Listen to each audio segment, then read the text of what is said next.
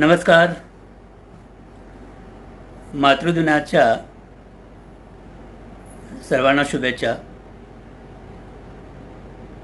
आज कविवर्य ग्रेस यांचा जन्मदिन पण आहे आणि या निमित्तानं सरांच्या काही आठवणी मी आपल्याबरोबर शेअर कराव्यात म्हणून झिमाड ग्रुपच्या वतीनं मी आज तुमच्याबरोबर लाईव्ह काही गोष्टी सांगणार आहे. वृषाली, विनायक, राज आणि ही जी सगळी मंडळी आहेत झिमाड ग्रुपची, त्या सर्वांचं मी आभार व्यक्त करतो, कारण या निमित्तानं काही आठवणा उजाळा देण्याची संधी मला मिळते आहे. अनेक मंडळी जॉईन होताना मला दिसत आहेत. मी सर्वांची नावं आता घेणार नाही, पण सर्वांचे आभार व्यक्त करतो. त्याचं कारण असं की मी जर नावं वाचायला लागलो इकडे तर मला जे सांगायचं आहे त्याच्यामधून कदाचित थोडंसं हलण्याची शक्यता होते. माझं कॉन्सन्ट्रेशन इकडे तिकडे होऊ नये म्हणून मी सर्वांचा उल्लेख करत नाही, पण माझी खात्री आहे की तुम्ही सगळेजण मला समजून घ्याल. दोन गोष्टी मला प्रामुख्याने सांगायच्या आहेत. त्या अशा की ग्रेस सर हे सगळे आपल्या सर्वांच्या मनातले, हृदयातले कवी आहेत. त्यांच्याबद्दल तर बोलणार आहेच, आणि मातृदिनाच्या निमित्तानं काही आईच्या कविता आणि एक दोन तिच्या आठवणी मला सांगायच्या आहेत.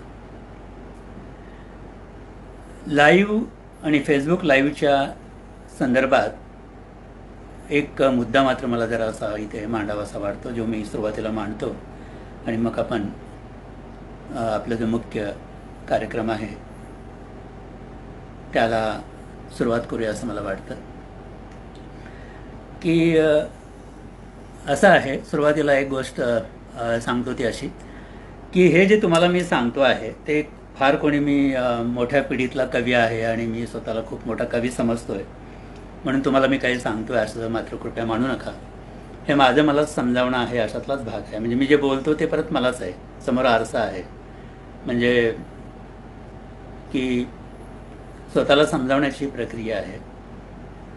आता कोरोनाचा सगळा हा प्रकार सुरू असताना दोन तीन गोष्टी प्रामुख्यानं समोर आल्या ज्यानं मनाला थोड्याशा वेदनाही झाल्या. त्या अशा होत्या की व्हॉट्सअप आणि फेसबुकवर अक्षरशः करोना संबंधित कवितांचा पाऊस पडतो आहे आणि पडलेला आहे. आणि मग एक विचार असा मनामध्ये आला की खरंच प्रत्येक कवीनं करोना संबंधित कविता लिहिणं गरजेचं आहे का?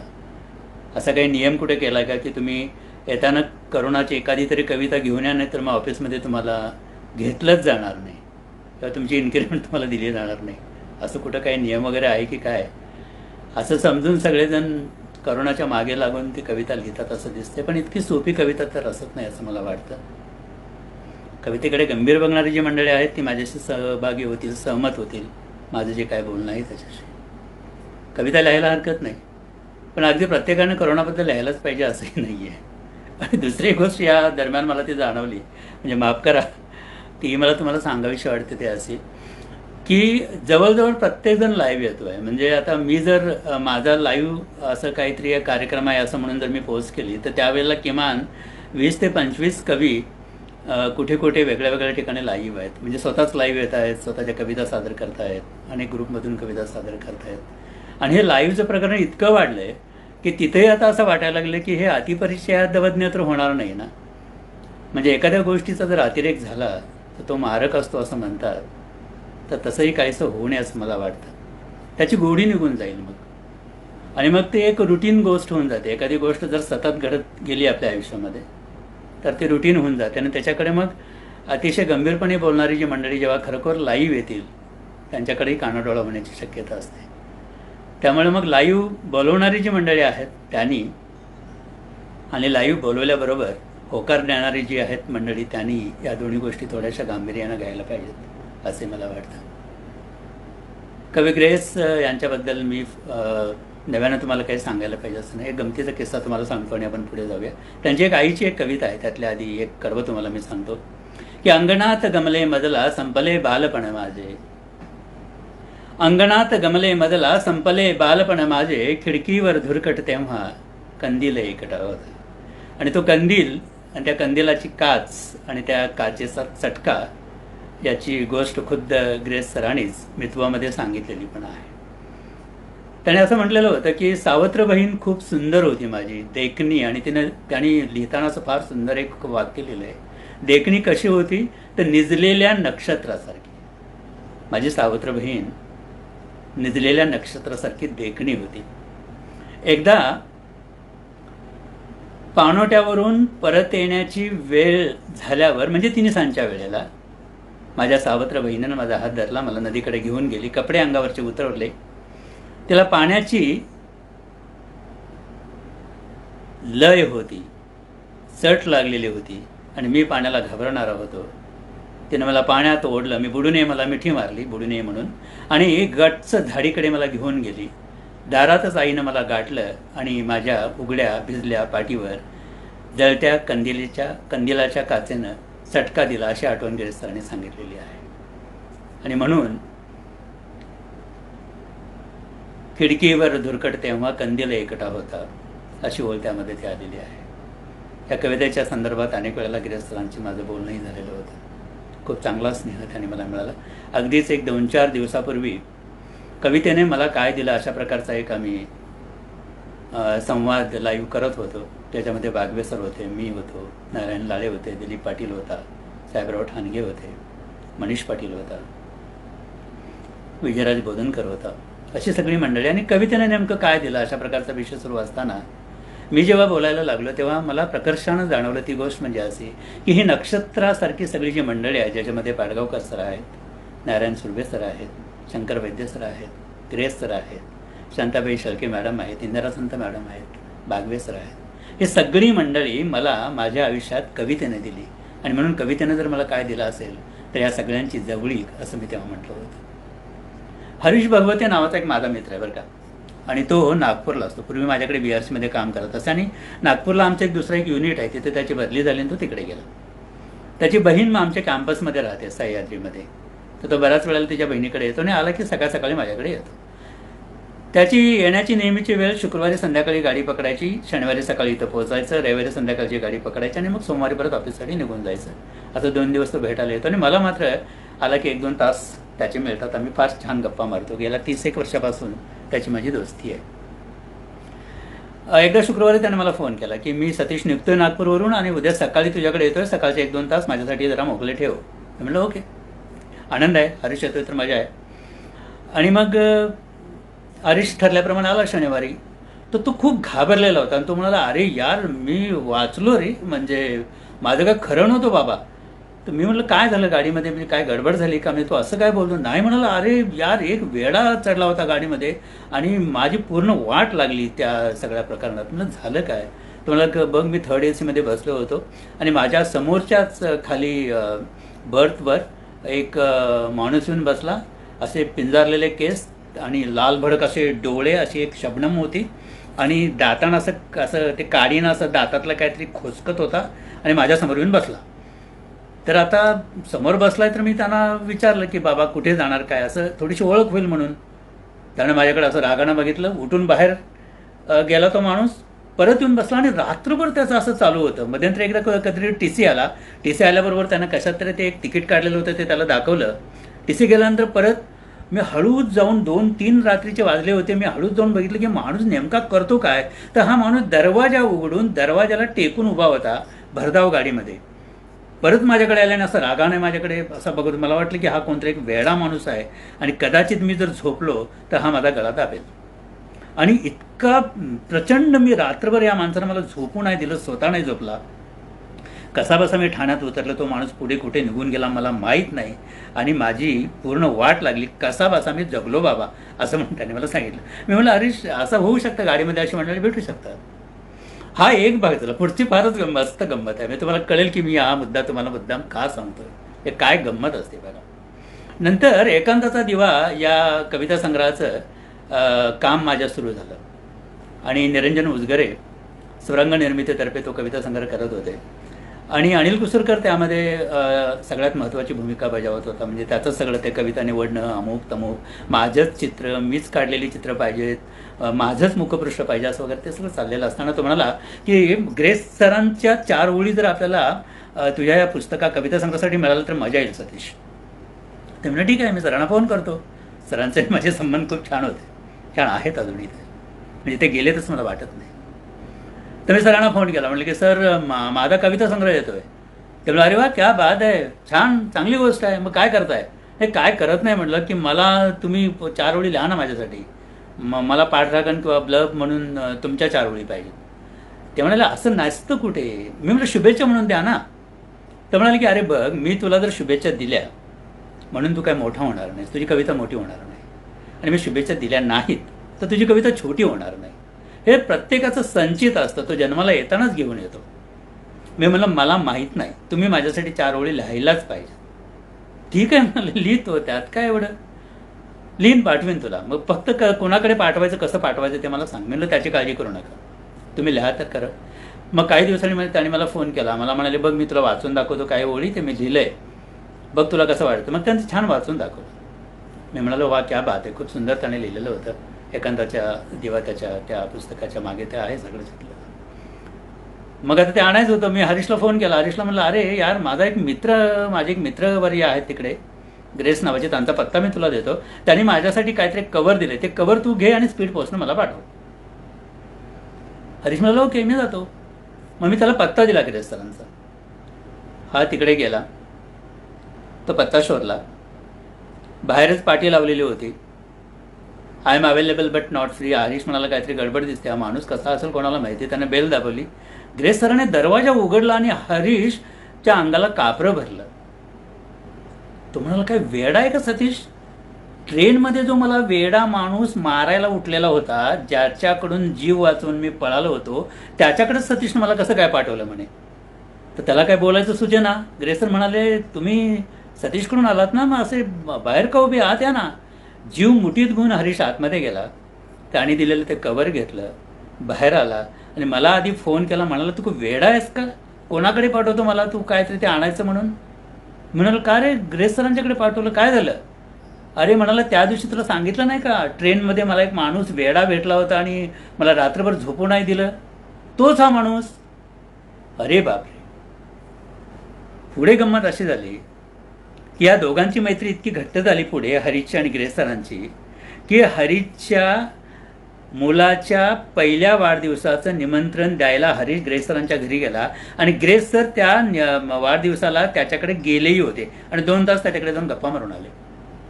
सांगायचा मुद्दा असा की ग्रेस सर इतके कलंदर होते की क्षितिज जसे दिसते तशी म्हणावी गाणी, क्षितिज जसे दिसते तशी म्हणावी गाणी, देहावरची त्वचा आंधळी छिलून घ्यावी कोणी, गाय जशी हंबरते तसेच व्याकुळ व्हावे, बुडता बुडता सांज प्रवाही अलगद भरून यावे. हे बुडता बुडताना सांज प्रवाही अलगद भरून येण्याची किमया फक्त ग्रेस सरांच्याकडे होती. 1994च्या आसपास त्यांच्याने माझी भेट झाली.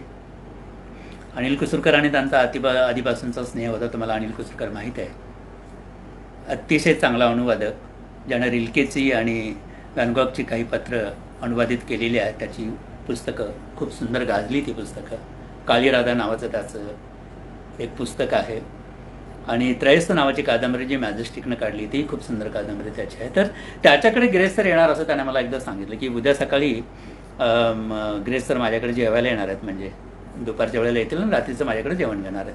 तर मी त्याला म्हणाल की मला एकदा त्यांना लांबून बघू दे ना अनिल, मला फक्त त्यांना एकदा बघायचं आहे.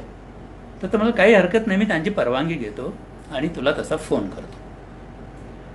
आणि मग अनिलने मला फोन केला की मी ग्रेस सरांना विचारलं आणि त्यांनी तुला यायला हरकत नाही असं म्हणतायत, तर तू निघ.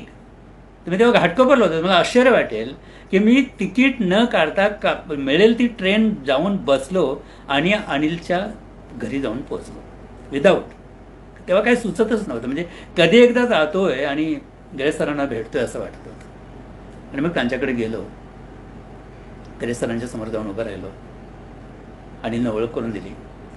ग्रेस सर म्हणाले देवा, तुम्ही अनिलना काय म्हणालात की ग्रेस सरांची परवानगी घ्या भेटण्यासाठी. मी गप्प राहिलो उभा. ते म्हणाले, परवानगी ही नेहमी देवाची घ्यायची असते, माणसाची नाही. आणि मी माणूस आहे, माझी कसली परवानगी घेता? मला नाही का आवडत माणसांना भेटायला? मलाही तुम्हाला भेटण्याची उत्सुकता होतीच. आणि मग त्यांच्याजवळ बसलो आणि मग त्या गप्पा सुरू झाल्या आणि आणि तुकाराम आणि ज्ञानेश्वरवर ते बोलत होते त्यावेळेला. मग रात्री कधीतरी आम्ही एकत्र डिनर घेतलं, मग त्यांना सोडायला गेलो. आणि त्याच्यानंतर हा पायंडा पडून गेला की जेव्हा जेव्हा ग्रेस सर मुंबईमध्ये आले तेव्हा त्यांनी मला आधी फोन तर केलाच, पण त्या प्रत्येक वेळेला मॅक्झिमम प्रत्येक वेळेला ते माझ्या घरी आलेले आहेत. घाटकोपरला येऊन बसायचे आणि मी ऑफिसमध्ये असलो तरी त्यांना काही फरक पडायचा नाही. म्हणजे ते आई असायची, माझी बायको असायची, लहानगा माझा मुलगा होता आत्मज, 2-1 वर्षाचा असेल तो, तर त्याच्याबरोबर खेळायचे आणि त्याच्याबरोबर त्यांच्या काहीतरी गप्पा चालायच्या. आई म्हणायचे की यांच्याशी काय बोलायचं आता, इतका मोठा माणूस हा.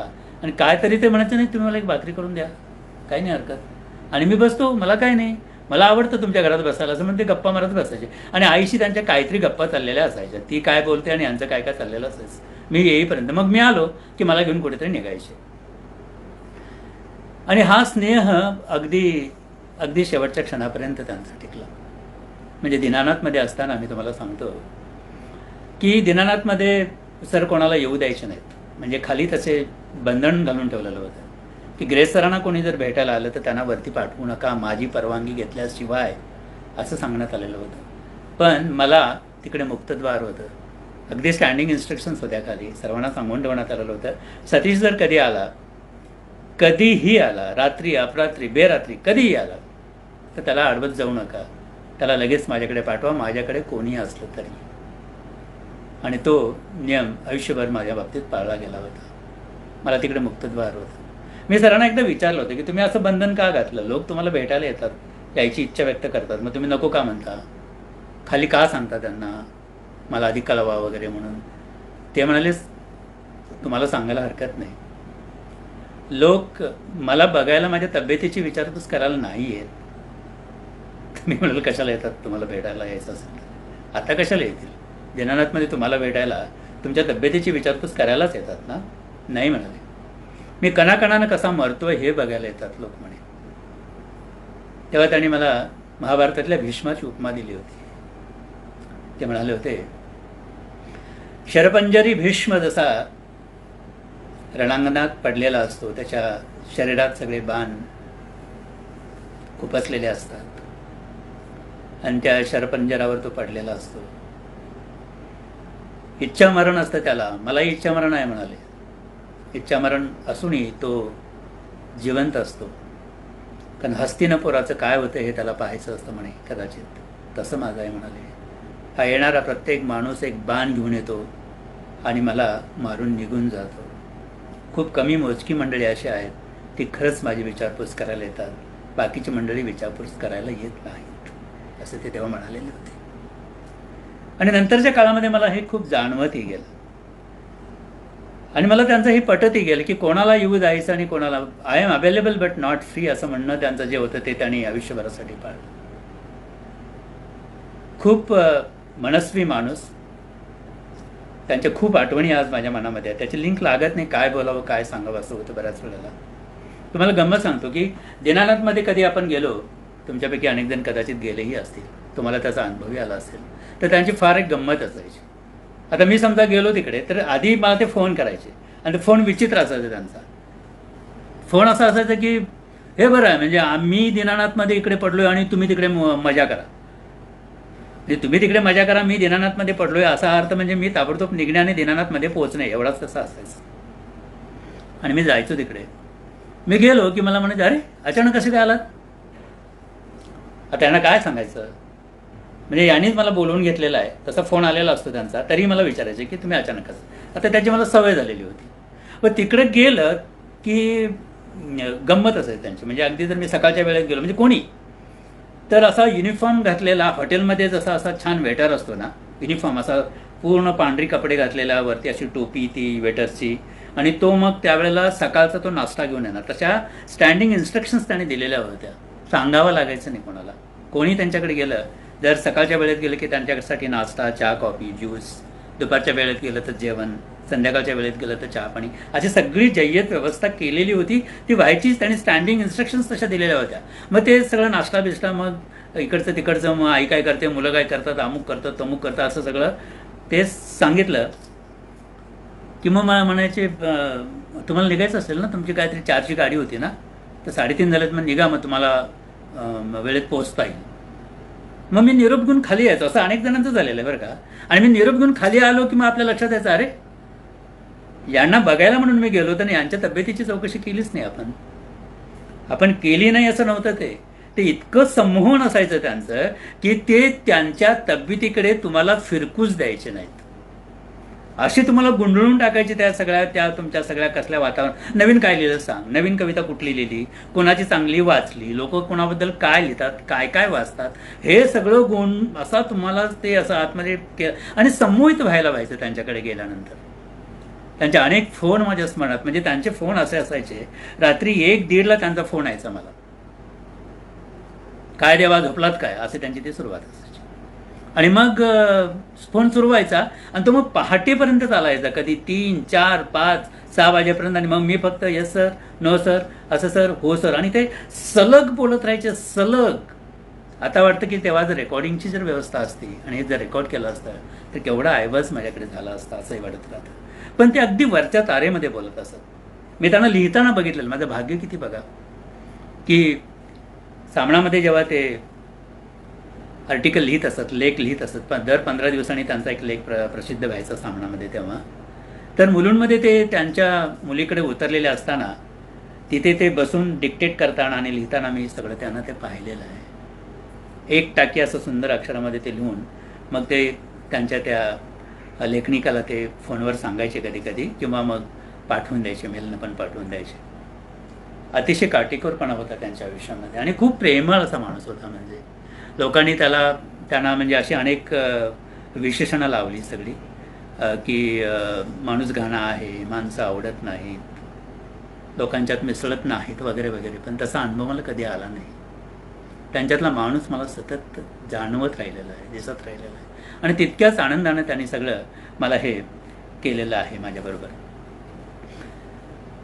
सरांच्या बाबतीत अजून एक गोष्ट मला तुम्हाला सांगावीशी वाटते, ती अशी की त्यांना इतर कवींच्या कवितांबद्दल माहिती होती. म्हणजे वाचन अफाट होतं त्यांचं. म्हणजे समकालीन कविता त्यांना माहिती होतेच, पण अर्वाचीन आणि इंग्रजी, उर्दू आणि हिंदी यातले अतिशय महत्त्वाचे कवी त्यांना माहिती होते.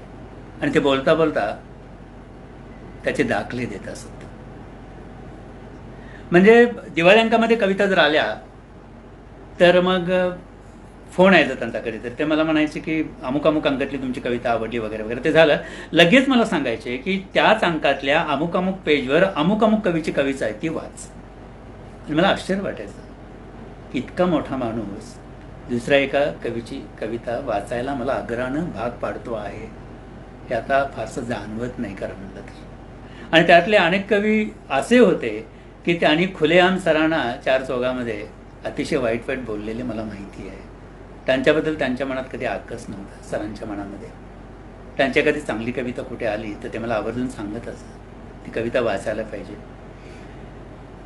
त्यांचा दुसरा एक मुद्दा असा होता की लोक नको त्या गोष्टीचा बाऊ करतात. म्हणजे त्याच्यामध्ये त्यांना इंटरेस्ट आहे. म्हणजे ग्रेस दिसतो कसा, ग्रेस बसतो कसा, ग्रेस उठतो कसा, ग्रेस चालतो कसा, ग्रेस पितो कसा वाटेल ते, पण ग्रेस लिहितो कसा याच्याबद्दल जाहीरपणे कोणी बोलत नाही, असं ते म्हणत असत.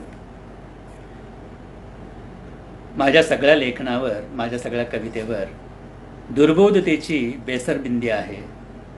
हा कवी दुर्बोध असा एक शिक्का माझ्या सगळ्या लेखनावर लोकांनी मारलेला आहे आणि मला बाजूला टाकलेला आहे, असं ते म्हणत असत.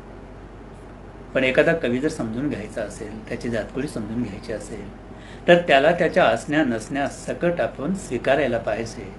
हे आपण करत नाही बहुधा, असं त्यांना वाटत असेल. माझं साहित्य लोकांनी वाचावं, ते डोक्यावर घेऊन त्यांनी ते नाचावं, असं मला कधीच वाटत नाही. अशी माझी इच्छा नाही. मी लिहितो, मलाही खूप आवडतं, माझ्या कवितेला एकाने कुणीतरी जर दाद दिली तर ते मलाही खूप आवडतं, नाही असं नाही. पण माझा तो अट्टाहास नाही. जे चांगलं आहे त्याला चांगलं म्हणता आलं पाहिजे असं ते म्हणत असतात. तुम्हाला एक गमतीचा भाग, एक किस्सा सांगतो, तुम्हाला कळेल म्हणजे काय असतं ते. ग्रेस सरांची कविता काय आहे, त्याचे पडसाद कसे उठू शकतात, कुठे असतात ते. कळव्यामध्ये आमच्याकडे एक सारस्वत बँक आहे आणि शनिवारी ती सकाळी 8:30 वाजता उघडते आणि एरवी ती 2:30 दुपार संध्याकाळची वेळ असल्यामुळे मला बँकेत जायला मिळत नाही. एका शनिवारी मी सकाळी तिकडे गेलो होतो, तर प्रभू नावाच्या मॅनेजर होत्या तिकडे, माझ्या ओळखीच्याही होत्या. तर मी गेलो 9च्या आसपास असेल बँकेमध्ये. तेव्हा त्या बँकेमध्ये बारीक आवाजामध्ये, म्हणजे सेंट्रलाइज साऊंड सिस्टीम असते ना, त्याच्यामध्ये भय इथले संपत नाही ही ग्रेस सरांची कविता लावण्यात आलेली होती. मला थोडं आश्चर्य वाटलं की सकाळ सकाळी बँकेमध्ये भय इथले संपत नाही मध्ये तुझी आठवण येते ही कविता लावलेली आहे. तर मी मॅनेजरच्या केबिनमध्ये गेलो आणि त्यांना म्हणालो, हे कोणाचं गाणं लावलं आहे तुम्हाला माहिती आहे का? तर हो, ग्रेस सरांची कविता आहे. हां म्हणालो, बरं आहे, म्हणजे मला ते जरा समजून घ्यायचं होतं. मग बाहेर आलो आणि मी ग्रेस सरांना फोन केला. मी म्हणालो की सर गुड मॉर्निंग, मी बँकेमध्ये आहे. तर म्हणाले बरोबर, तुम्ही बँकेमध्येच असणार, पण आधीच तुम्हाला सांगून ठेवतो, मी तुमच्या कोणत्याही कर्जासाठी जामीनदार राहणार नाही, मला सांगायचं नाही. मी म्हटलं पण मी कुठे म्हटलं आहे, मी कशासाठी फोन केला तर ऐकून घ्याल की नाही? नाही नाही, ते काय नाही म्हणाले, मला माहिती आहे तुम्ही कशासाठी फोन करत असाल. मी म्हणाल नाही सर, ऐकून तर घ्या. मग म्हणाल नाही नाही, मी गंमत करत होतो, तुम्हाला जर जामीनदार पाहिजे असेल तर ह्या बँकेचा जो चेअरमन आहे ना त्याला सांगतो म्हणाले जामीनदार आहे, तुम्ही कशाला काळजी करता. आता बोला कशासाठी फोन करत होतात? मी म्हणालो सर, भय इथले संपत नाही तुमचीच आहे ना कविता. तर सर म्हणाले हो, काय झालं तसं? मी म्हणाले ते बँकेमध्ये लावलंय ते गाणं आणि सगळेजण मस्त मजा करतायत.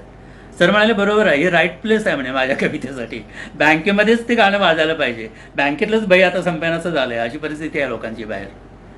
मी म्हटलं सर तसं नाही आहे, अतिशय आवडीनं सगळे ऐकतायत आणि लोकही ऐकतायत आणि म्हणून तुम्हाला फोन केला होता.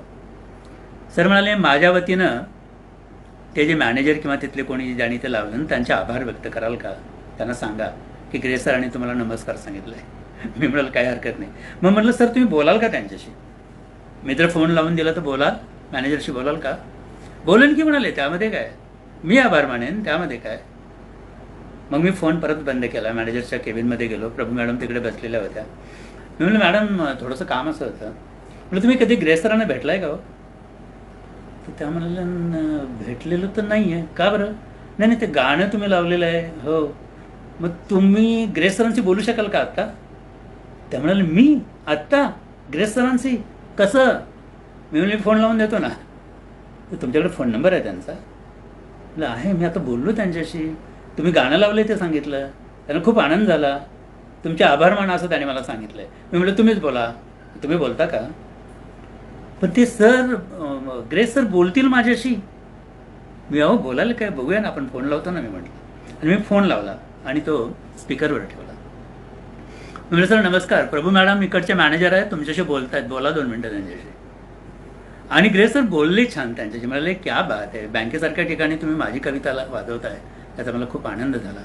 मग इकडचं तिकडचं सगळं असं सांगून त्यांनी, आणि त्या प्रभू मॅडम इतक्या भारावलेल्या होत्या की त्या म्हणाला मी कसं तुमचा आता आभार व्यक्त करू, ऋण कसं व्यक्त करू, इतक्या मोठ्या माणसाशी ज्याला मी कधी बघितलं त्याच्याशी मी आज बोलले, माझ्या कानावर विश्वास नाही बसत आहे म्हणाल्या. त्याचा एक फायदा तुम्हाला सांगतो. त्याच्यानंतर जेव्हा जेव्हा मी बँकेत जायचो ना, त्यावेळेला मला कुठल्याही कामासाठी लाईन नाही लावावी लागली तिकडे.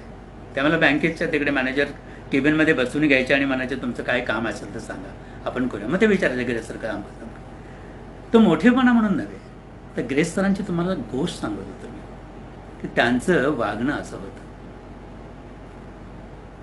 त्यांना बोलायला आवडत असे, माणसं जोडायला आवडत असे. पण काही माणसांनी असं मात्र जाणीवपूर्वक केलेलं होतं की माणसं त्यांच्यापासून दुरावत चाललेली होती. ग्रेस सरांच्याबद्दल अनेक गोष्टी आहेत, जाता आता पुढच्या काही भागात मी सांगणार आहेच. मातृदिन आहे आज आणि त्यानिमित्तानं आईच्या संदर्भात काही बोलावं असंही माझ्या मनामध्ये आहे. तुम्हा सर्वांना मातृदिनाच्या शुभेच्छा मी देतो. मला नेहमी असं वाटत आलेलं आहे की ज्याच्याजवळ आई आहे स्वतःची, ती त्या मुलाजवळ जर राहत असेल तर तो आजच्या या घडीला सगळ्यात भाग्यवान आहे असं मला वाटतं. त्यातला एक भाग्यवान मी आहे. आपल्यापैकी अनेकांनी माझ्या आईला प्रत्यक्ष पाहिलेलं आहे. ती माझ्या सगळ्या कार्यक्रमामध्ये असते, अजूनही असते, वाचत असते. आणि वाचनाची जी आवड आहे ती तिच्यामुळे मला लागलेली आहे. म्हणजे लहानपणापासून चांगल्या चांगल्या गोष्टी, देवादिकांची पुस्तकं, चरित्र तिनं माझ्याकडून वाचून घेतली.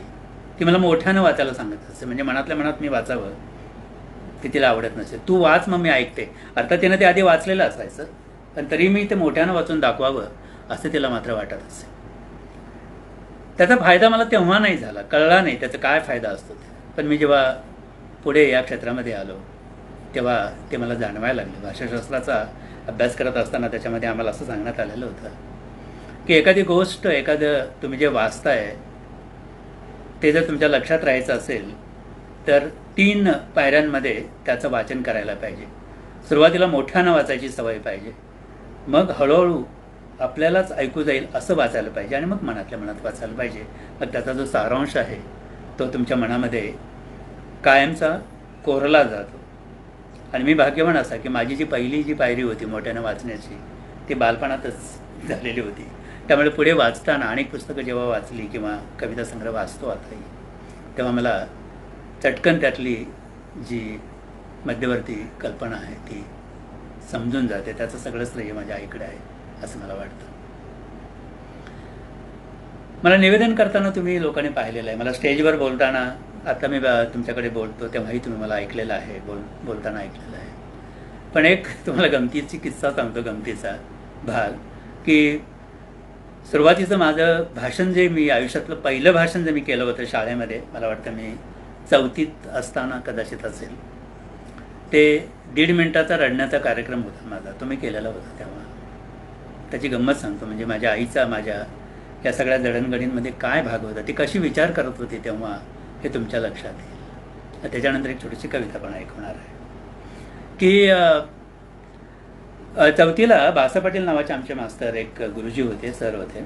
तर ते महिन्याच्या शेवटच्या शुक्रवारी बालसभा घ्यायचे. आणि बालसभा म्हणजे असं की ती सभा मुलं चालवायची. मुलातलीच काही मंडळी भाषण करायची आणि मग त्यांच्यातलाच अध्यक्ष असायचा. आणि आम्ही टार्गेट पोरांचा ग्रुप आम्ही असं करायचो की ज्याला काही बोलता येत नाही ना त्याला अध्यक्ष करायचं. नंतर मग ते बोलताना असा तो कापायला लागला किंवा त्याला बोलताना मग आम्ही खाली बसून टाळ्या वाजवायचो, त्याची गंमत करायचो. त्याची टेर उडवण्याचा कार्यक्रम होता, त्याच्यामध्ये माझा नंबर पहिला होता. त्यामुळे मी ते त्याच्यामध्ये पुढाकार असायचा माझा. एके दिवशी काय झालं, विष्णू परिट्या माझ्या मित्रानं पटकन उठला आणि म्हणाला की आजच्या या बालसभेचे अध्यक्षपद सतीश सोळांपूरकर साहेबांनी स्वीकारावं असं मी त्यांना विनंती करतो. झाली पंचायत. कोणीतरी लगेच अनुमोदन दिलं. माझ्या या गोष्टीला अनुमोदन आहे आणि मला त्या खुर्चीवर नेऊन बसवलं. आता माझी हाईट इतकी मोठी होती की टेबल समोर होतं, माझा फक्त चेहरा दिसत होता त्या मी खुर्चीवर बसल्यानंतर. म्हणजे उभं राहिलो तरी मी टेबलच्या वरती जात नसे, अशी माझी त्यावेळेची उंची होती. आता कवितेत आणि तेवढीच उंची आहे, म्हणजे तो काय तो भाग नाही आहे, तुम्हाला सांगतो. आणि मग कुणी कुणी ती भाषणं केली, काय काय झालं, माझ्या अंगाला घाम सुटला होता, पाणी सुटलं होतं, काय करू काय. आणि मग शेवटी आता अध्यक्षांचं भाषण, मी बोलायला उभा राहिलो. आदरणीय गुरुजी असं म्हटलं आणि 1.5 मिनिटं रडलो, व्यवस्थित आनंदानं रडलो आणि खाली बसलो. आणि मग शाळा सुटल्यानंतर रडत रडत घरी, माझ्या पाठीमागे माझे मित्र, माझी सगळी चेष्टा करतायत. घरी आल्यानंतर आईनं बघितलं, माझ्या डोळ्यात पाणी, मी रडतो. आई म्हणलं, काय झालं रे, कुणी मारलं का, पडलंस का, काय झालं, बोल. मी काय बोलत नव्हतो. मग मित्रांना विचारलं आईने, काय रे, काय झालं याला, काय कशासाठी रडतोय हा. ते म्हणलं, नाही नाही, त्याचा एक रडण्याचा कार्यक्रम झाला आता शाळेमध्ये. तर आई मला रडण्याचा कार्यक्रम, मला नीट सांगाल का काय झालं ते. ते म्हणलं, काकी काय आहे की आमच्याकडे बालसभा असते, त्या बालसभेचा आज अध्यक्ष होता, याला एकही शब्द बोलता नाही आला. काय तर बोलता नाही आलं त्याला, नाही रडला म्हणाले ते, त्याला काय बोलता वगैरे येत नाही. रडला आणि रडतच आला आता घरी. माय म्हणाले, ते कोण घेतं ते सभा तुमची, कोणी सुरुवात केली आहे. तर ते म्हणाले, बाळासाहेब पाटील गुरुजी नाहीत का आपले, त्यांनी. हो का, बरं बरं, मग तुम्ही आता या मुलांनो, हां असं म्हणून त्यांना पाठवून दिलं. आणि माझ्या बाबांना सांगितलं की आत्ताच्या आत्ता जाऊन बाळासाहेब पाटील गुरुजींना बोलवून घेऊन या. गाव छोटं होतं त्यामुळे सर्वांची माहिती असायची त्यावेळेला. बाबा गेले, बाळासाहेब पाटील गुरुजींना बोलवून आणलं. मी तसाच रडत उभा होतो. बाळासाहेब पाटील आले म्हणाले, आज काय याला बोलता नाही आलं? शाळेमध्ये सभेमध्येच अध्यक्ष केला होता याला. ते आईनं ऐकल्यानंतर आई काय म्हणाली असेल, गुरुजी तुम्हाला लाज वाटत नाही? याला बोलता आलं नाही असं तुम्ही जेव्हा म्हणता, तुम्हाला लाज नाही का वाटत? हे आईचा पारा चढलेला बघितल्यानंतर बासुगुरुजी एकदम शांत झाले. म्हणजे काय झालं काकी, असं काय म्हणताय? ते म्हणाले, कशासाठी तुम्ही बालसभा सुरू केली शाळेमध्ये? उद्देश काय? काय नाही, मुलांना सभाधीटपणा यावा म्हणून, बोलावं म्हणून. हो का? मग आला याला सभाधीटपणा? हा बोलेल का आता पुढे? हा आयुष्यात कधीच नाही बोलणार. जो तुमच्या शाळेतल्या मुलांच्या समोर बोलू शकला नाही एक शब्द, तो पुढे जाऊन बोलेल, याला तुम्ही सभाधीटपणा म्हणता? तुम्हाला कळत नाही कसं करायला पाहिजे होतं? असं पाटील एकदम गप्प. कसं काय चुकले त्यांना कळे ना. आई म्हणाली, तुम्हाला एवढं कळत नाही का? मुलांच्या आधी तयारी करून घ्या, त्यांना विषय द्या, त्यांना कसं सांगायचं शिकवा, विषय कसा मांडायचा शिकवा, त्याची तयारी करून घ्या आणि मग मुलांच्याकडे उभं राहा. आणि मग बघा कशी बोलतात मुलं ते. असं पाटील, हो बरोबर आहे, हे लक्षातच नाही आलं माझ्या काकी. आता आलंय ना लक्षात म्हणाले, तर आता उद्या शनिवार आहे, उद्या गेल्या गेल्या जाऊन शाळेमध्ये सांगा की पुढची जी बालसभा आहे त्याचा अध्यक्ष हा सतीश होणार आहे म्हणून. आणि उद्यापासून मी याला संध्याकाळी तुमच्याकडे पाठवते 1 तासभर, त्याची तयारी करून घ्या, तुमची जबाबदारी आहे ती.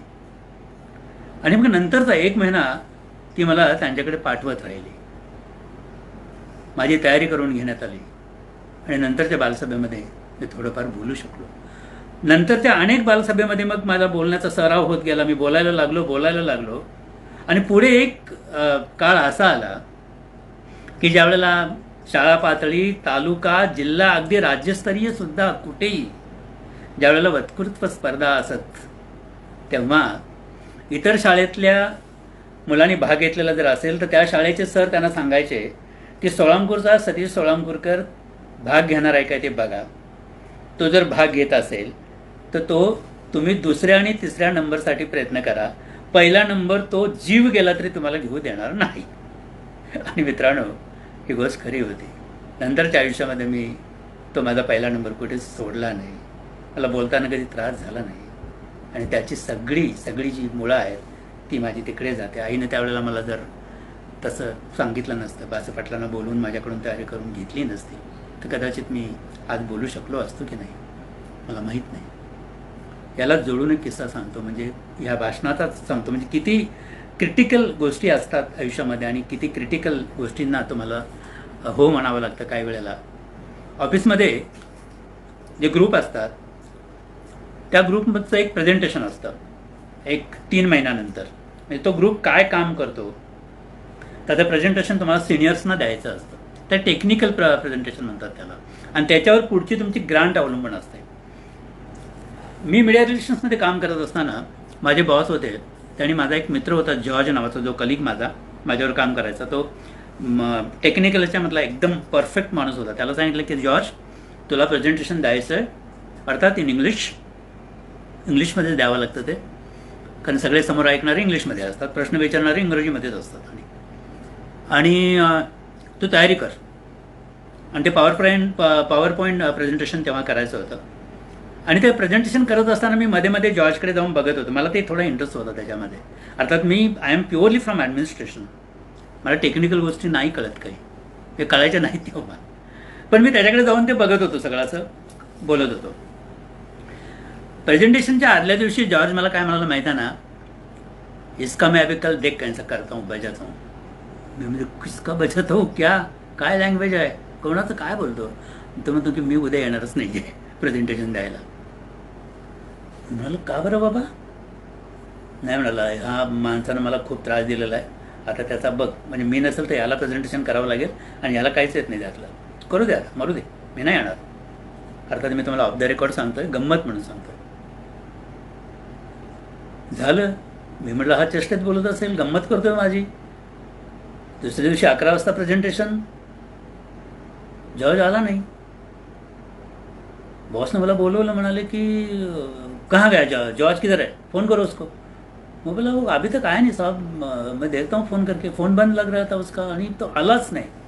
10:30च्या आसपास, 10:30 पावणे 11च्या आसपास माझ्या बॉसनं मला केबिनमध्ये बोलवलं आणि सांगितलं, Satish, I think George is not suppose to come today, he is playing a game, it's okay, मी बघतो त्याला नंतर, पण नाव यू टेक युअर, तू प्रेझेंटेशन दे. मी म्हटलं सर मी टेक्निकल प्रेझेंटेशन, सगळे सिनियर असणार आहेत समोर, त्याच्यावर आपली ग्रँड अवलंबन आहे आणि मी देऊ प्रेझेंटेशन. हो हो काय म्हणाले, तू करताना बघितलेलं आहेस, I am sure you can do it. मी ब्लँक झालो 5-10 मिनटं. मी म्हटलं sir it's not possible. It is possible, मी समोर बसलोय ना, कशाला काळजी करतो, गो आहे, लेट अस से, आपलीच मंडळी आहेत, यू कॅन डू इट. मग आतून आवाज आला की म्हटलं नाही, कशाला नाही म्हणायचं, बघू एवढं सांगता येतं, लेट अस गो इट. मी ओके सर, मी बघतो, मला एक 10 मिनटं द्या. आणि मी त्या सगळ्या स्लाईड्स सगळ्या रन करून बघितला. मला टेक्निकल काही माहिती नव्हतं त्यातलं. मी सगळं ते घेतलं. सभागृहामध्ये सगळे सिनियर बसलेले असताना सर्वांना आश्चर्य की हा ॲडमिनिस्ट्रेशनचा माणूस, प्युअरली प्रशासनिक काम करणारा माणूस, टेक्निकल काय बोलेल म्हणे. सर्वांना आश्चर्य की काय सुरुवात करायला आला आहे, इंट्रोडक्शन करायला आला असेल. आणि मी डायरेक्ट प्रेझेंटेशनला सुरुवात केली आणि that was one of the best presentations. आणि समहाऊ मी ते बघत असताना किंवा त्या कामाची थोडीफार माहिती असताना जे काही प्रश्न आले तेही मी माझ्या पद्धतीने सांगितलं. आणि ज्या वेळेला समारोपाला आमचे जे डिव्हिजन हेड असतात, ग्रुपचे हेड असतात, डायरेक्टर, ते जेव्हा बोलायला बरं, ते म्हणाले ह्याचं जे प्रेझेंटेशन आहे, अशा प्रकारचं प्रेझेंटेशन मी पहिल्यांदा बघतोय, अप्रतिम. ॲडमिनिस्ट्रेशनचा एखादा माणूस इतकं सुंदर प्रेझेंटेशन देऊ शकतो याच्यावर माझा अदरवाईज विश्वास बसला नव्हता. सतीश ब्रेहो, क्या बात आहे, असं त्यांनी मला त्यावेळेला सांगितलं होतं. याची सगळी मुलं परत तिकडे जातात की say yes for the opportunity and you can grab it, you can do it. हे परत कविता देते. हे जे धाडस असतं ना, हे कविता देतं असं मला वाटतं. एक छोटीशी कविता आईच्या आठवणी सांगताना मी ऑफिसमध्ये पण फिरवून आणलं तुम्हाला, आणि सगळं ऑफ द रेकॉर्ड आहे बरं का. कविता अशी आहे, तुम्ही अनेक आईच्या कविता ऐकलेल्या आहेत, एक वेगळी कविता तुमच्यासाठी ठेवतो की अंधाऱ्या माळ्यावरून खाली एका सरळ रेषेत चुलीच्या दिशेने मुंग्यांची एक रांग सरकत असायची. ती थेट आईने गूळ भरून ठेवलेल्या, कागद लावून घट्ट झाकण लावून ठेवलेल्या गुळाच्या चौकोनी डब्यापर्यंत. मग कोणत्या ना कोणत्या सणाच्या निमित्तानं डब्याचं झाकण उघडताच बाहेर पडणाऱ्या मुंग्यांच्या रांगांकडे पाहून आई विचारायची, गुळाच्या डब्याला कोणी हात लावला होता का रे? आईचा डोळा चुकवून मधल्या सुट्टीमध्ये आम्ही भावंडे गुळाचा एक एक खडा पळवत असू, ते या मुंग्यांच्या रांगेकडे पाहून आईला कसे समजायचे हे आम्हाला न सुटलेले कोडे असायचे. कधी कधी बाबा रस घेऊन यायचे गुराळावरून, ठेवून द्यायचे दुधाच्या फडताळात, आईची आल्याची आणि लिंबवाची जमवाजमव होईपर्यंत. तोपर्यंत मुंग्यांच्या रांगांनी कब्जा घेतलेला असायचा रसाच्या तांब्याचा. 1-2 डुंबत असायच्या रसाच्या महासागरात, 1-2 सहज जायच्या आमच्या पोटात. तर आई म्हणायची, काही होत नाही एखादी मुंगी पोटात गेली तर, उलट डोळे येत नाहीत. पावसाळ्याच्या आसपास मुंग्यांच्या रांगा इकडून तिकडे तिकडून इकडे लगबगीने धावताना दिसायच्या. अण्णा तोंडात एखादा अण्णाचा कण किंवा एखादा मेलेला मुंगळा 3-4 मुंग्या जमून ओढत नेताना दिसायच्या. त्याकडे पाहून आई म्हणायची, आता 1-2 दिवसात पावसाला सुरुवात होणार बघ. हे सगळे आज आठवायचे कारण म्हणजे आईने पाठवलेल्या लाडवाच्या डब्यातून काही मुंग्याही इथे पोहोचल्यात माझ्यापर्यंत दूर. या अनोळखी शहरात त्यांचे कसे होणार, म्हणून मी उठून बसलोय मध्यरात्री, आणि लाडूही फारसे शिल्लक उरलेले नाही आहेत डब्यात. लाडूही फारसे शिल्लक उरलेले नाही आहे डब्यात. आईची अजून एक कविता मला तुमच्यासाठी सांगावीशी वाटते. तुम्ही ती अनेक वेळेला ऐकलीही असेल. संदर्भ त्याच्यामध्ये येतो आईचा एके ठिकाणी. शाळेच्या संदर्भातली कविता आहे ती, की शाळेतल्या दिवसांचा पाऊस कधी मनासारखा पडायचा. शाळेतल्या दिवसांचा पाऊस कधी मनासारखा पडायचा. अंग चोरून कधी वलचणीला दडायचा. शाळेतल्या दिवसांचा पाऊस कधी मनासारखा पडायचा. अंग चोरून कधी वलचणीला दडायचा. डोकं भिजू नये म्हणून पाटी वर धरलेली. डोकं भिजू नये म्हणून पाटी वर धरलेली. रात्रभर जागून केलेली उजळणी ओघळून गेलेली. गणिताच्या तासाला मग पाऊस छडी होऊन वाजायचा. गणिताच्या तासाला मग पाऊस छडी होऊन वाजायचा. अंग चोरून कधी वलचणीला दडायचा. शाळेमध्ये मधली सुट्टी होऊच नाही असे वाटायचे. शाळेमध्ये मधली सुट्टी होऊच नाही असे वाटायचे. उपाशी पोटी ढेकर देताना आतडे गोळा व्हायचे. वर्गातल्या डब्यांकडे पाऊस लाल होऊन गळायचा. वर्गातल्या डब्यांकडे पाहून पाऊस लाल होऊन गळायचा. उदासवाना होऊन कधी वलचणीला दडायचा. तिन्ही सांजी कधी कधी घरी चूल विझलेली. तिन्ही सांजी कधी कधी घरी चूल विझलेली. उसनं पासनं करून आई उपाशी निजलेली. तिच्या कुशीत शिरताना पाऊस हुंदके देऊन रडायचा. तिच्या कुशीत शिरताना पाऊस हुंदके देऊन रडायचा. उदासवाना होऊन कधी वलचणीला दडायचा. शहराच्या खिडकीतून आता पाऊस बघवत नाही. शहराच्या खिडकीतून आता पाऊस बघवत नाही. ओथंबन येतो कधी कधी, रुजवत मात्र काही नाही. शाळेभोवती तळस असून असं त्याला सांगवत नाही. रानातल्या ताब्याखाली तेव्हा पाऊस समजूतदारपणे झुरायचा. रानातल्या ताब्याखाली तेव्हा पाऊस समजूतदारपणे झुरायचा. उदासवाना होऊन कधी वलचणीला दडायचा. शाळेतल्या आठवांचा पाऊस कधी मनासारखा पडायचा. उदासवाना होऊन कधी वलचणीला दडायचा. मित्रांनो, वेळेकडे माझं लक्ष आहे. आपण समारोपाकडे येणार आहोतच. ग्रेस सरांची अजून एक तुम्हाला गमतीची गोष्ट सांगतो की किती मोठा कवी हा होता. असं म्हणताना परत जीव माझा इकडे दाटून येतो. होता असं म्हणवत नाही त्यांच्या बाबतीत मला. ते सतत आहेत असं मला वाटतं. आज हे बोलत असताना ही सगळी मंडळी माझ्यासोबत आहेत असं मला वाटतं. हे सगळे कवी ज्यांना मी नक्षत्रांचं देणं म्हणतो, माझ्या कवितेचं देणं म्हणतो, ही सगळी मंडळी माझ्यासमोर आहेत, माझ्यासोबत आहेत असं मला वाटतं. माझ्या मुलाला आम्ही हॉस्टेलमध्ये ठेवण्याचा विचार केला होता. काही कारणाने तिथे ठेवणं त्याला गरजेचं होतं. तेव्हाची गोष्ट तुम्हाला सांगतो. ती ग्रेस सरांची आठवण आहे. त्याच्यानंतर आपण थांबणार आहोत. आणि मग ती आम्ही शाळा बघून आलो. सगळं झालं, ठरवलं वगैरे. ग्रेस सरांना हे सगळं माहिती होतं. त्यांच्याशी मी संपर्कात होतो. कोल्हापूरच्या माझ्या बहिणीकडे आम्ही सगळेजण उतरलो. मग आत्मज त्याचं नाव, ज्याला ग्रेस सरांनी मांडीवर खेळवलेलं आहे, त्याला आम्ही त्याच्या पन्हाळ्याच्या त्या शाळेमध्ये सोडलं. तो 2च मिनिटांमध्ये मुलामध्ये मिसळून गेला. पण मला मात्र ते सहन होईना की एकुलता एका मुलाला इथंपर्यंत सगळं आवरून धरलं होतं, पण ते सहन होईना की याला एकटीच सोडायचं, आपल्यापासून दूर ठेवायचं. म्हणजे इतका वेळ सगळं ते अवसान धीर जो मनामध्ये एकवटलेला होता ना, त्याचा मात्र बांध फुटायला लागला. आणि बाकीचे माझ्याकडे हा माझा दोष आहे अशा अर्थाने बघत होते. आणि ते ओक्साबोक्शी सगळे रडत होते. मला सूचना काय करायचं ते सगळे माझी समजूत काढत होते तिकडचे सर. पण मला कुठल्याही परिस्थितीत ते सहनच होत नव्हतं. मग आम्ही पन्हाळ्यावरून कोल्हापूरला आलो. येताना माझ्या मनामध्ये एक गोष्ट नक्की झाली की नाही, उद्या सकाळी आधी शाळेमध्ये जायचं. काहीही होऊ देतो, शिकेल नाही तर नाही शिकेल, जाऊ दे तिकडे, पण त्याला आपण तिथे नाही ठेवायचं. मला नाही जमणार ते. आपण त्याला घेऊन यायचं घरी. म्हणून मी आलो.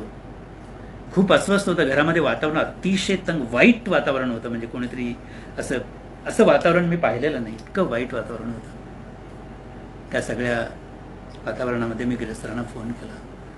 सर म्हणाले, काय कविराज, आलात का? आत्माईला सोडून आलात? मी म्हणालो सर सोडून आलो, पण मला नाही चैन पडत आहे. मी मी उद्या सकाळी जाणार, त्याला घेऊन येणार परत. मला मला नाही सहन होत आहे हे, आणि नाही मला खरंच जमत. म्हटलं ठीक आहे ना, तुम्ही ठरवलं आहे ना, परत घेऊन यायचं ठरवलं आहे ना, त्यांना आत्महत्येला आणायचं ठरवलं आहे ना, परत घेऊन या की, त्यात काय एवढं. पण मी 2 गोष्टी सांगतो, त्या जर ऐकाल का? मी म्हणालो हां बोला सर. खरं तर माझी ऐकण्याची स्थिती नव्हती. सर म्हणाले, ऐरणीच्या देवा तुला ठिणगे ठिणगे वाहू दे गाणं तुम्ही ऐकलंयत का? मी म्हणालो हो, नानांचं गाणं आहे ते, जगदीश कपूरकरांचं गाणं, मला माहिती. अर्थ माहिती आहे का म्हणाले तसं? माहिती आहे म्हणाला. म्हणजे ऐरणीवर लोखंड धरतात आणि त्याच्यावर असं तो घन मारलं की त्याच्या ठिणग्या उडतात, आणि मग तो त्या ठिणग्या मी तुला वाहते, पूजा करते, असा त्याचा अर्थ आहे. नाही म्हणाले, तसा अर्थ नाही आहे त्याचा.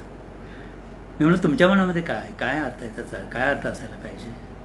सर म्हणाले, लोखंड तापलेलं आहे आणि त्याच्यावर थंड घणाचे घाव पडत आहेत आणि मग त्या ठिणग्या उडत आहेत. त्या ठिणग्या म्हणजे यश असतं म्हणाले.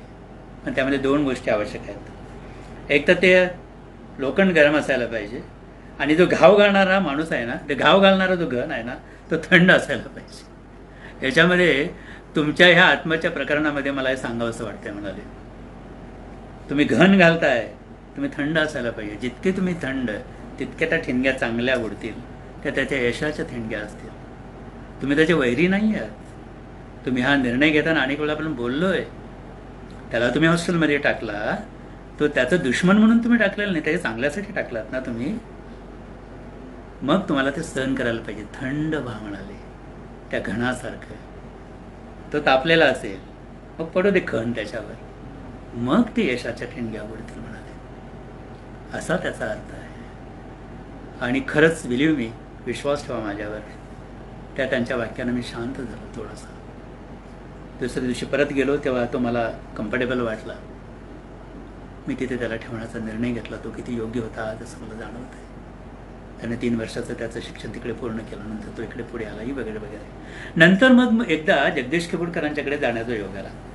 नानांच्याकडे गेलो.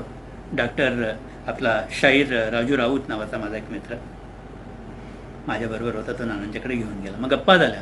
आणि नानांचं घर म्हणजे कसं की महाराष्ट्र राज्य शासनाची जेवढी सगळे पुरस्कार आहेत ते सगळे असे, भिंत नाहीच त्यांच्या घराला, सगळे अशा पुरस्काराच्या भिंती आहेत. आणि मध्ये आम्ही गप्पा मारत बसलेलो होतो. बोलता बोलता ग्रे सरांचा विषय निघाला. मी नानांना म्हटलं की नाना, आणि गंमत अशी की नानांच्या मोबाईलची जी रिंगटोन आहे ना, ती ऐरणीच्या देवा तुला ठेवली होती त्यांनी. आणि कोणाचा फोन आला ना, ती ऐरणीच्या देवा तुला रिंगटोन असते, ती मी ऐकली. आणि म्हणलं की सर नाना, त्या ऐरणीच्या देवा ठिणगे ठिणगे वाहू दे ना, याच्यावरची गंमत आहे, तुम्हाला सांगायची आहे, सांगू का? ते म्हणलं सांग ना, काय आलं? ग्रेस सर खूप छान बोलले म्हणाले. काय म्हणाला? Grace sir? हो म्हणालो. ते म्हणाले म्हणजे? मग मी तो सगळा किस्सा त्यांना सांगितला की मी आम्हाला कसं सोडायला गेलो आणि मी कसा अस्वस्थ होतो, मग गिरे सरांना कसा फोन केला आणि त्या ऐरणीच्या देवाबद्दल मला कसं त्यांना विश्वासच बसणार. जगदीश कपूर ते म्हणाले, अरे तो महाकवी, माझी कविता त्यांना माहिती आहे, माझं गाणं माहिती आहे त्यांना. मी म्हणालो हो, बोलले ते माझ्याशी. मग मी त्यांना म्हणलं, नाना तुम्ही बोलता का गिरे सरांशी? मी ग्रेस सरांशी कसं? आपण फोन लावूया ना, माझ्याकडे नंबर आहे त्यांचा, ते बोलतील माझ्याशी. न बोलायला काय झालं? म्हणाले तुमच्या गाण्याचे फॅन आहेत ते, लावू का नंबर? फोन लावला आणि तो आता स्पीकरवर ठेवला. सरांनी एका रिंगमध्ये उचलला. बऱ्याच वेळेला माझा फोन त्यांनी कधी निग्लेक्ट केला तर मला आठवत नाही. बोला कविराज म्हणाले, काय चाललंय, कुठे आहात? मी म्हणाल सर मी कविवर्य जगदीश खेबुडकर यांच्या सोबत आहे. ते म्हणाले काय सांगताय? लगेच त्यांच्या पायाला हात लावा म्हणाले, त्यांचे आशीर्वाद घ्या. महाराष्ट्रातला अतिशय महत्त्वाचा आणि मोठा कवी त्याच्या जवळ तुम्ही बसलेले आहात. आणि कविराज अजून एक गोष्ट करा, माझाही नमस्कार सांगा. मी म्हणाल सर हा फोन स्पीकरवर आहे, ते ऐकतात सगळं, तुम्ही बोलता का त्यांच्याशी? अरे बोलता का म्हणाले, मी बोलतो ना त्यांच्याशी.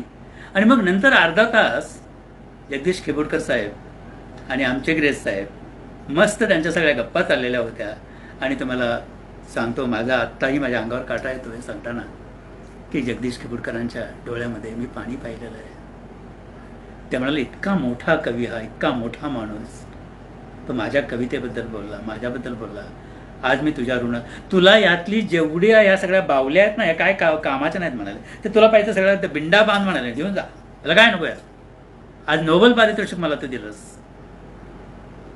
आणि हा किस्सा ठाण्याला जेव्हा साहित्य संमेलन झालं होतं तेव्हा नानांनी सांगितलेलाही होता.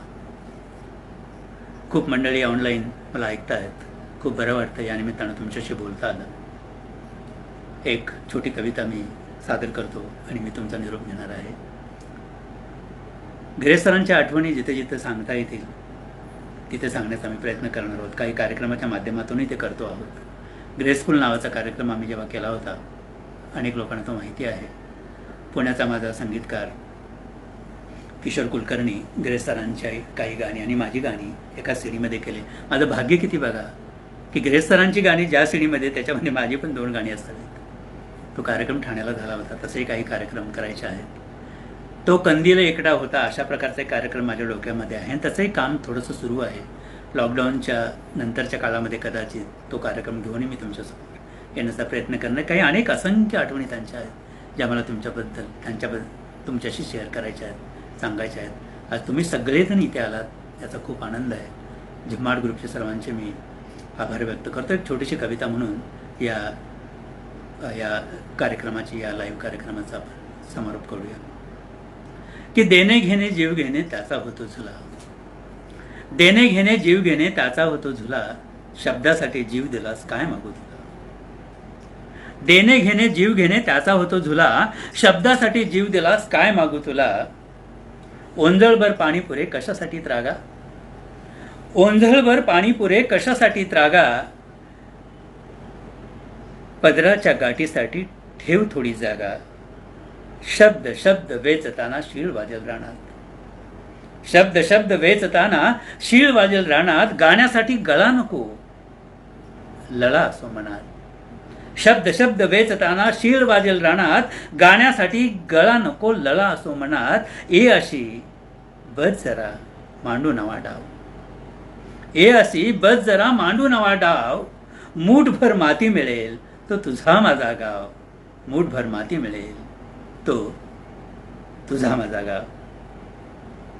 सर्वांचे खूप खूप आभार. जय हिंद, जय महाराष्ट्र. नमस्कार.